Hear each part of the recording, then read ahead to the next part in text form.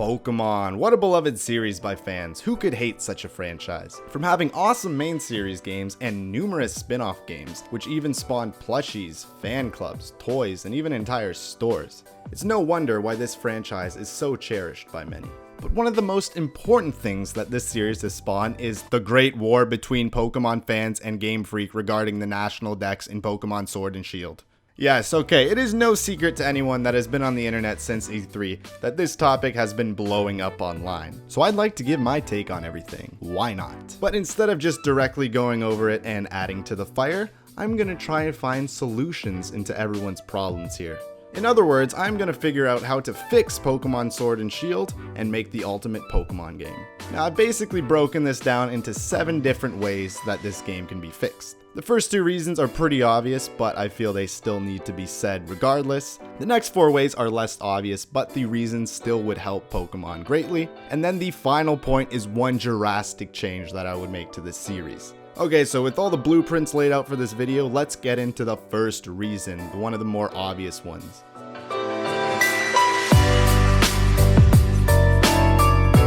Okay, the first reason, no secret everybody, it's the national dex. Bring it back, okay? There's no reason you had to cut out the national dex.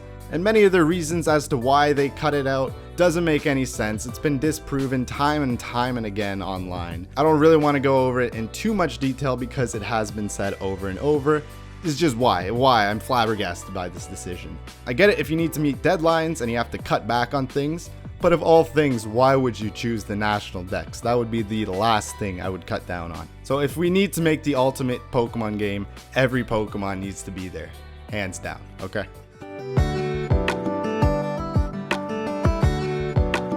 The next obvious reason is the graphics, and this one kind of surprised me as well. Because the first E3 trailer, it actually looked really good, but then people broke it down, more of the gameplay got shown, and you kind of saw the glaring issues in the graphics. The textures, I don't know what was up with that. People are comparing these to N64 textures. That is 1, 2, 3, 4 console generations ago that people are comparing this game to.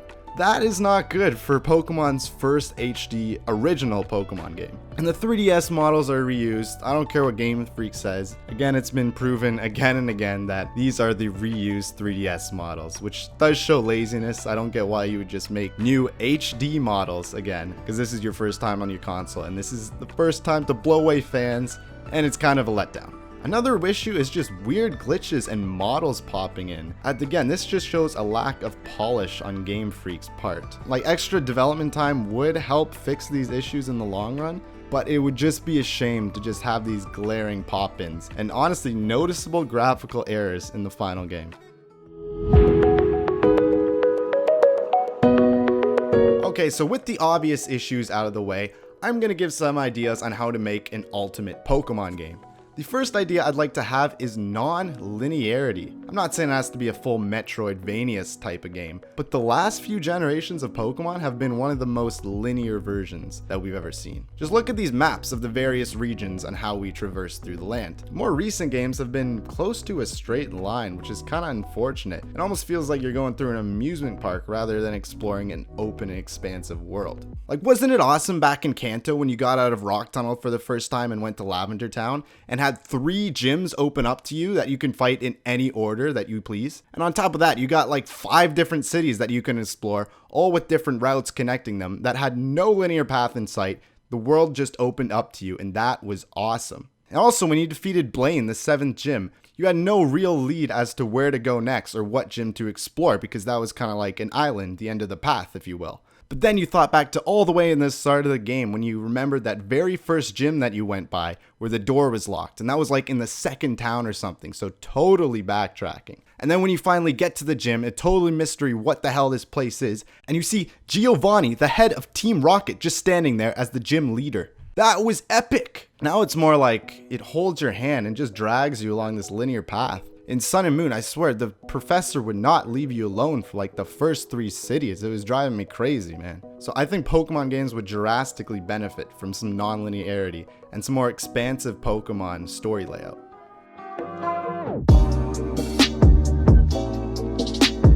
The next topic that I want to change is the difficulty of Pokemon. Recently, Pokemon games have been really easy. Like, I get this is a game designed for kids, but I feel kids would even have a breeze playing through these games. It takes a lot of the fun out of the game when you don't need strategies on how to defeat your opponents, and you can just spam Flamethrower throughout 90% of the game. And the older Pokemon games weren't necessarily hard, but you needed strategy. You couldn't just use what types were good against what other types. You needed to know more in depth about the moves, more in depth about the characters. And that honestly got me into Pokemon more at the time because I had to look up different strategies, look up different ways to play this game. And that was really fun to me. I think the biggest offender of this in modern games is the experience share. I hate what they've done to this thing.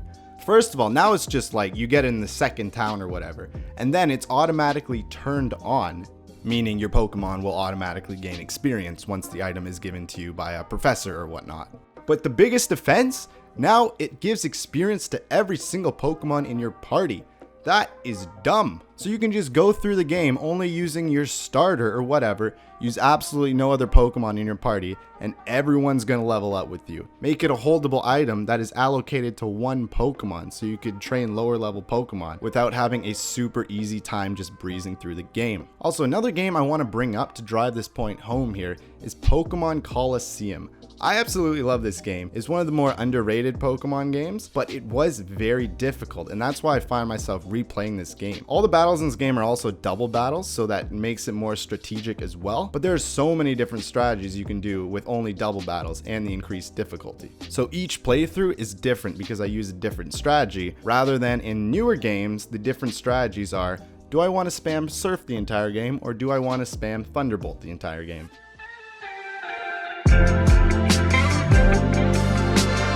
The next point I have here is an interesting villain story. I don't know about you, but a lot of the villains in Pokemon have just been very blah. I don't really get their plan. They just want to take over the world, kill some Pokemon. No, maybe not kill some Pokemon. That's a bit dark. Kill some guys, do some stuff.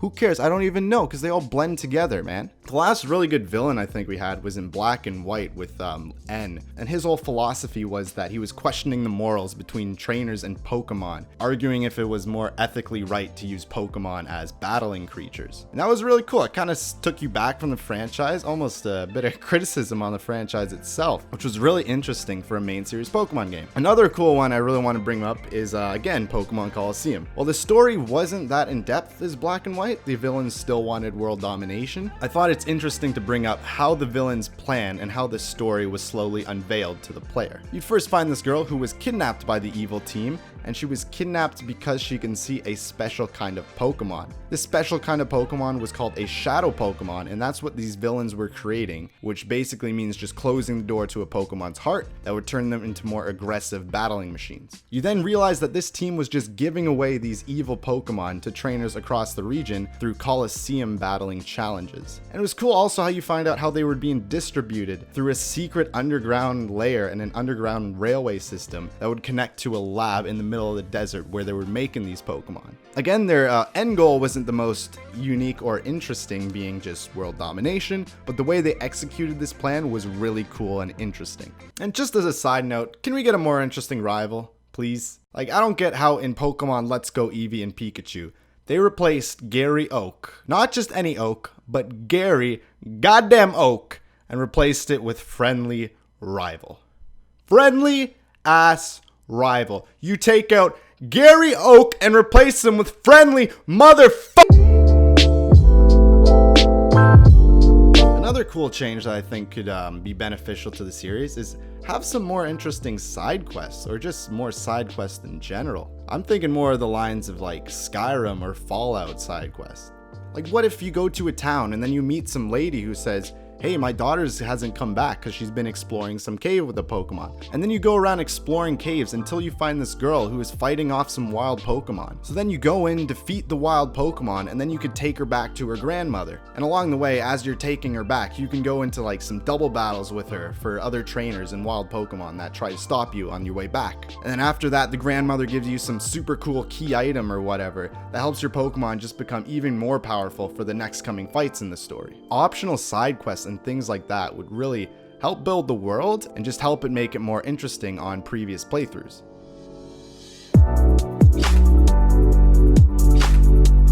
Okay, so now on to my last point here, and well, it's pretty drastic. I think the chances of this actually happening are pretty low.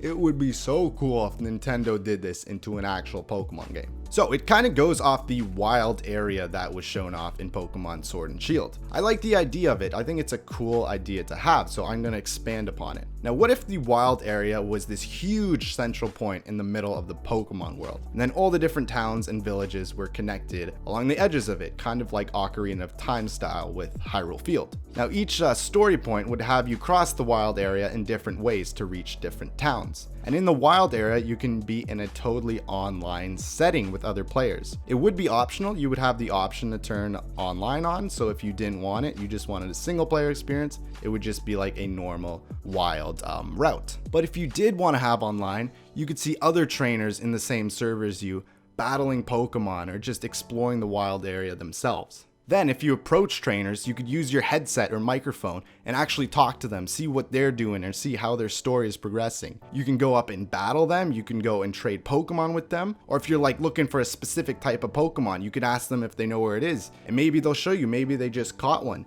So you can go along exploring on an adventure with this guy, going in some double battles, all while looking for this rare Pokemon you both seek. And that would be really cool. Voice chat is key here, just to talk with other trainers, other Pokemon fans, and see what their experiences are in this wild area. It's kind of like blending open world and online all together, and I think that would be awesome. Like, I don't really care what they're doing with online in the wild area right now. There's a big beam of light going into the sky, and then you meet around this light with some other trainers, all to battle a really big Pokemon. Like, who cares? I don't care. Do you care? I certainly don't. And what if after you complete every town, the wild area slightly changes, or there's different weather effects in place, slowly showing your progression throughout the game? But yeah, that's kind of my idea for it, like a general online hub that you can go around and explore in with other trainers across the world.